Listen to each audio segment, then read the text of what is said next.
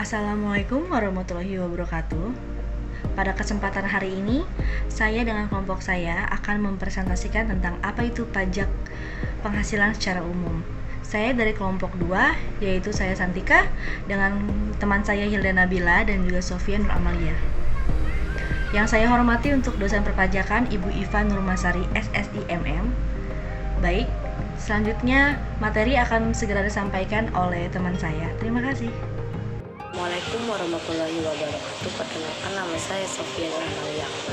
Saya perwakilan dari kelompok 2 dan saya akan menjelaskan pajak penghasilan. Pajak penghasilan menurut situs resmi adalah pajak yang dikenakan terhadap subjek pajak atau penghasilan yang diterima atau diperoleh dalam 1 tahun pajak. Pajak penghasilan sebagaimana telah diubah beberapa kali dan terakhir Undang-Undang Nomor 36 tahun 2008. Selanjutnya, dasar pengenaan pajak. Dasar pengenaan pajak ada 3. 1. Kategori penghasilan dan bisnis pajak. Kedua, kategori konsumsi dikenakan pajak. Yang ketiga, kategori kekayaan.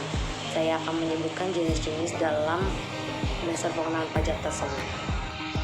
Kategori yang pertama, kategori penghasilan dan bisnis dikenakan pajak. Untuk jenisnya, pajak penghasilan orang pribadi, pajak penghasilan badan hukum, pajak pertambahan nilai, pajak perpotongan, pajak premi perusahaan, dan pajak insentif. Yang kedua, kategori konsumsi dikenakan pajak. Yang pertama, pajak penjualan, pajak honorarium, pajak bahan bakar, pajak produk tembakau, pajak minuman beralkohol, dan pajak percakapan telepon. Yang ketiga, kategori kekayaan terdiri dari jenis pajak. Yang pertama, pajak bangunan, pajak bumi, pajak warisan, dan pajak kuda. Saya Hilda Nabila akan menjelaskan tentang subjek pajak. Subjek pajak adalah pihak-pihak yang dikenai kewajiban untuk melaksanakan pemenuhan hak dan kewajiban perpajakannya. Subjek pajak yang pertama yaitu subjek pajak pribadi, yaitu orang pribadi yang bertempat tinggal di Indonesia, orang pribadi yang berada di Indonesia lebih dari 183 hari dalam jangka waktu 12 bulan, atau orang pribadi yang dalam 1 tahun pajak berada di Indonesia dan memiliki niat untuk bertempat tinggal di Indonesia. Yang kedua yaitu subjek pajak harta warisan yang belum dibagi, yaitu warisan yang ditinggalkan oleh seseorang yang sudah meninggal dan dalam harta warisan tersebut menghasilkan pendapatan, maka pendapatan tersebut wajib dikenakan pajak. Yang ketiga yaitu subjek pajak badan, yaitu sekumpulan orang atau modal yang merupakan kesatuan baik memiliki usaha ataupun tidak memiliki usaha, yaitu meliputi PT, CV, perseroan lainnya, badan usaha milik negara, dan lain-lain. Yang keempat yaitu bentuk usaha tetap, yaitu bentuk usaha yang digunakan oleh orang yang tidak bertempat tinggal di Indonesia atau orang yang berada di Indonesia kurang dari 183 hari dalam jangka waktu 12 bulan, atau badan usaha yang tidak didirikan atau tidak berpendudukan di Indonesia tetapi memiliki kegiatan di Indonesia. Pasal 2 ayat 2 Undang-Undang Nomor 36 tahun 2008 mengelompokkan subjek pajak menjadi 2 kelompok, yaitu yang pertama subjek pajak dalam negeri, yang kedua yaitu subjek pajak luar negeri. Subjek pajak dalam negeri yaitu yang pertama orang pribadi yang bertempat tinggal di Indonesia atau orang pribadi yang berada di Indonesia lebih dari 183 hari dalam jangka waktu 12 bulan. Yang kedua yaitu badan usaha yang didirikan atau berpendudukan di Indonesia. Yang ketiga yaitu harta warisan yang belum dibagi. Sedangkan subjek pajak luar negeri yaitu orang pribadi yang tidak bertempat tinggal di Indonesia atau berada di Indonesia kurang dari 183 hari dalam jangka waktu 12 bulan, dan badan usaha yang tidak didirikan di Indonesia atau tidak berpendudukan di Indonesia tetapi memiliki kegiatan di Indonesia. Baik, selanjutnya perkenalkan saya Santika. Saya akan meneruskan presentasi dari teman saya sebelumnya. saya akan menjelaskan tentang objek pajak. Objek pajak penghasilan merupakan segala sesuatu, barang, jasa, kegiatan ataupun keadaan yang akan dikenakan oleh wajib pajak.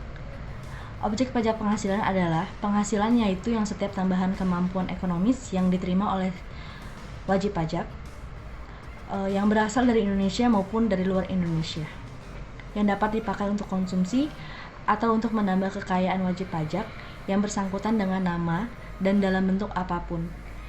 Dari tersebut itu akan ada beberapa varian, yaitu yang pertama, dalam wajib pajak ada penggantian ataupun imbalan yang berkenaan dengan pekerjaan ataupun jasa yang diterima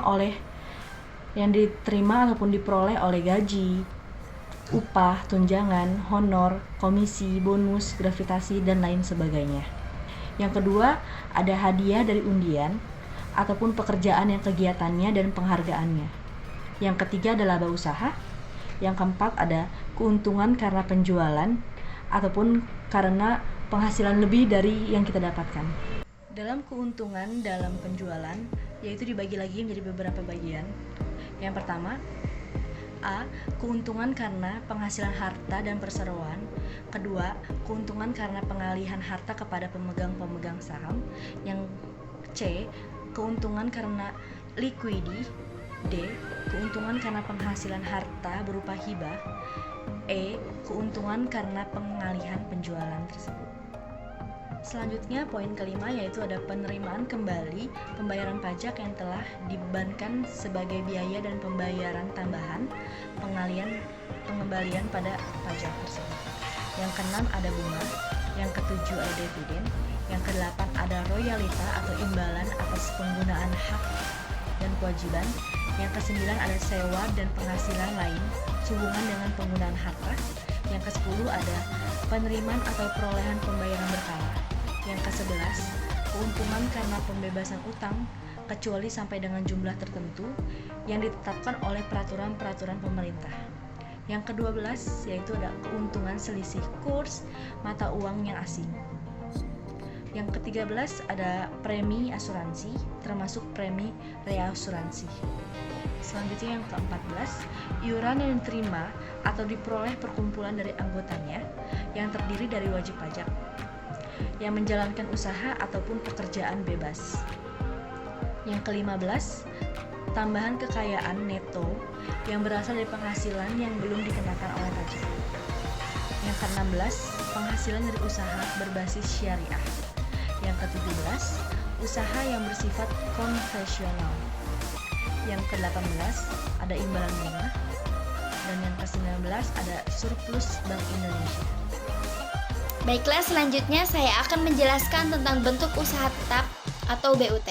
Bentuk usaha tetap merupakan wajib pajak luar negeri yang memperoleh penghasilan dari Indonesia dan memiliki usaha atau kegiatan di Indonesia, yang kewajiban perpajakannya dipersamakan dengan wajib pajak dalam negeri, yaitu mendaftarkan untuk memperoleh NPWP, menjadi penyetor pajak yang dipotong dan melaporkannya, serta menghitung pajak yang terhutang dan menyampaikan SPT tahunan. Lalu, apa sih perbedaan antara wajib pajak dalam negeri dengan BUT itu? Nah, wajib pajak dalam negeri dikenakan pajak atas penghasilan yang berada di seluruh dunia. Sedangkan untuk BUT atau bentuk usaha tetap ini dikenakan pajak atas penghasilan dari kegiatan atau usaha yang berada di Indonesia saja. Berdasarkan pasal 5 Undang-Undang Nomor 36 Tahun 2008, objek pajak penghasilan bentuk usaha tetap ini dikelompokkan menjadi 3 bagian, yaitu yang pertama, penghasilan dari usaha atau kegiatan BUT tersebut dan dari harta yang dimiliki atau dikuasai. Artinya, tidak terbatas pada penghasilan yang diperoleh dari usaha dan kegiatan di Indonesia, tapi juga meliputi penghasilan BUT tanpa capital income dari Indonesia. Maka penghasilan yang diperoleh dari dividen, bunga, royalti, sewa atas harta yang ada di Indonesia juga merupakan objek pajak penghasilan BUT. Yang kedua yaitu penghasilan kantor pusat dari usaha dan kegiatan penjualan barang atau pemberian jasa di Indonesia yang sejenis dengan yang dijalankan atau dilakukan oleh BUT-nya di Indonesia. Yang ketiga yaitu penghasilan sebagaimana disebut dalam pasal 26 Undang-Undang Pajak Penghasilan yang diterima atau diperoleh kantor pusat sepanjang terdapat hubungan efektif antara BUT dengan harta atau kegiatan yang memberikan penghasilan tersebut. Nah, contoh BUT yaitu misalnya perusahaan dari Cina yang memenangkan tender pembangunan PLTU, maka untuk membangun PLTU tersebut, perusahaan dari Cina ini mendirikan BUT atau bentuk usaha tetap yang akan beroperasi selama pembangunan PLTU tersebut. Nah, setelah selesai, maka bentuk usaha tetap atau BUT tersebut bubar dan mengajukan penghapusan. Dapat disimpulkan dalam beberapa pembahasan yang sudah dibahas oleh teman-teman saya adalah dari pembahasan di atas perlu diketahui dan dipahami arti dari pajak penghasilan serta yang berhubungan dengan pajak penghasilan lainnya seperti tata cara dasar pengenaan pajak, arti dari subjek pajak, dan objek penghasilan dan badan usaha. Terima kasih. Wassalamualaikum warahmatullahi wabarakatuh. Baik, sekian presentasi dari kelompok 2. Untuk kurang lebihnya saya mohon maaf beserta teman-teman saya. Dan terima kasih untuk Ibu Iva untuk materi yang telah diajarkan untuk kita semua. Terima kasih. Assalamualaikum warahmatullahi wabarakatuh.